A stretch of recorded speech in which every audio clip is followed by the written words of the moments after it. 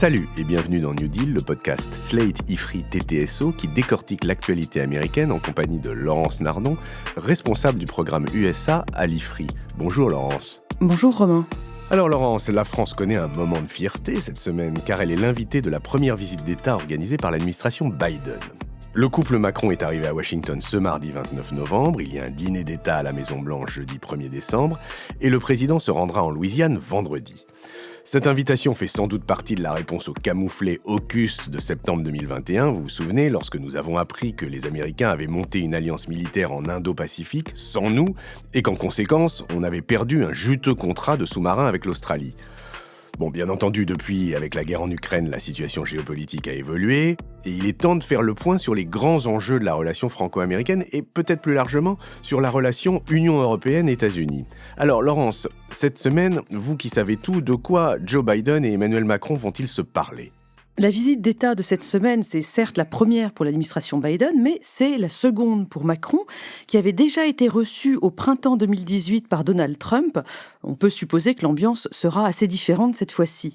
Mais bon, pour parler, comme vous m'y invitez, des enjeux de cette visite, ce qu'on peut dire tout d'abord, c'est que la question AUKUS est déjà à peu près réglée, parce que les États-Unis et la France se sont réconciliés assez rapidement. Ça date de la fin octobre 2021, lors du sommet du G7 de Rome. Et puis aussi, nous sommes de nouveau en bons termes avec l'Australie. Alors tout va bien dans le meilleur des mondes ? Eh bien non, parce qu'il y a un vrai sujet de friction avec les États-Unis aujourd'hui, et il tient à la politique industrielle que l'administration Biden est en train de mettre en place. Par la politique industrielle, vous voulez parler du Inflation Reduction Act, par exemple, non ?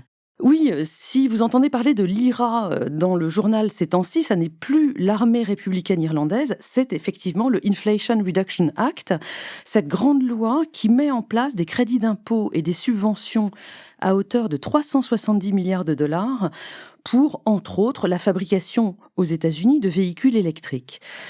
L'IRA, donc, mais aussi le CHIPS Act, qui fait la même chose pour les semi-conducteurs.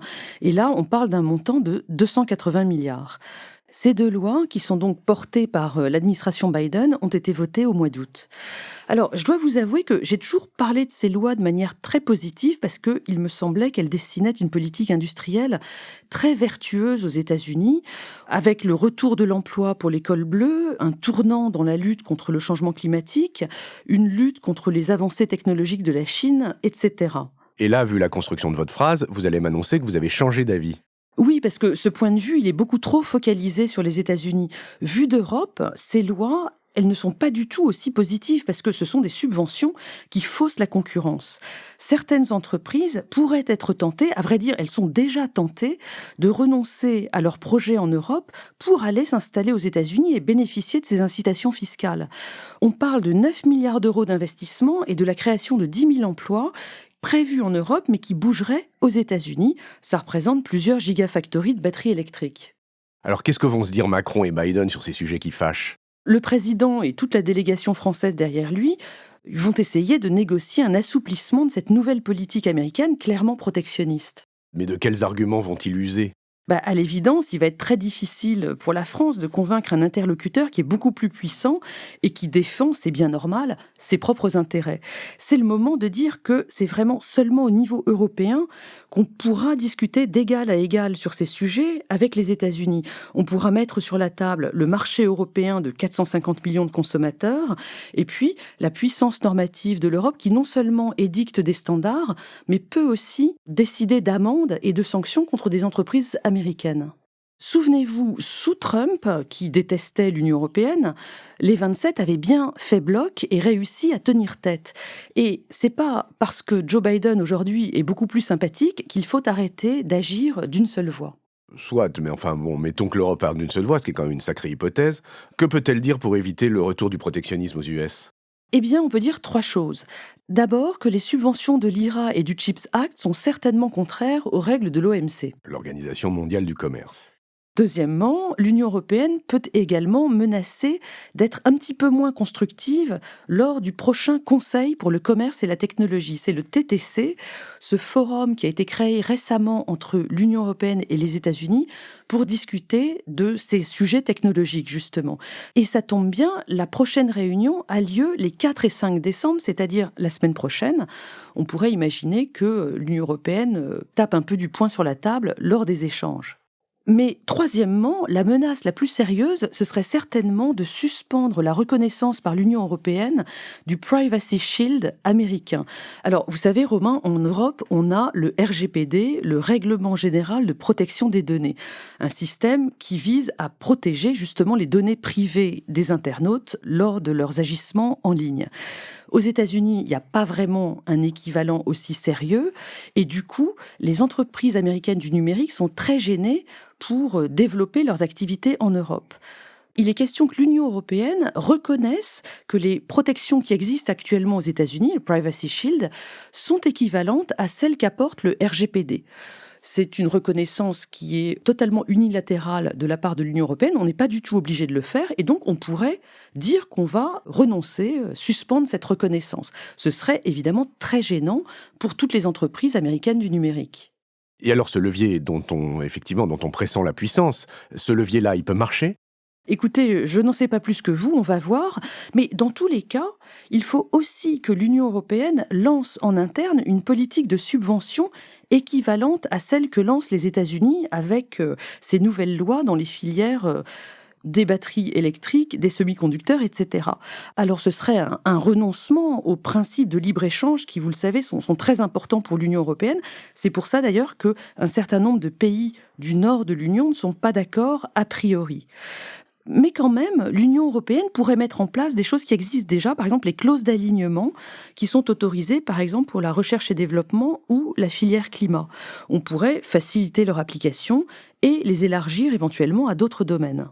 Bon, dont acte, Laurence, on verra bien ce volet libre-échange, mais quels vont être les autres sujets de discussion ? Il y en a plusieurs. Ils vont certainement parler de l'Ukraine, de l'énergie, la question du prix du gaz. Mais je voudrais dire un mot sur un sujet qui sera également abordé et dont on ne parle pas assez, à mon avis. C'est la situation des Américains accidentels. Ce sont les personnes qui sont nées aux États-Unis par hasard, mais qui n'y habitent plus du tout, mais qui sont quand même aujourd'hui assujettis aux règles fiscales américaines. Alors, laissez-moi vous expliquer un peu la situation. Les États-Unis sont le seul pays dans le monde, avec l'Érythrée, à lever l'impôt sur la base de la nationalité des personnes et non sur leur lieu de résidence. Ça veut dire que chaque US person, chaque personne qui a la nationalité américaine, même si c'est une double nationalité, est tenue de déclarer chaque année ses revenus au fisc américain.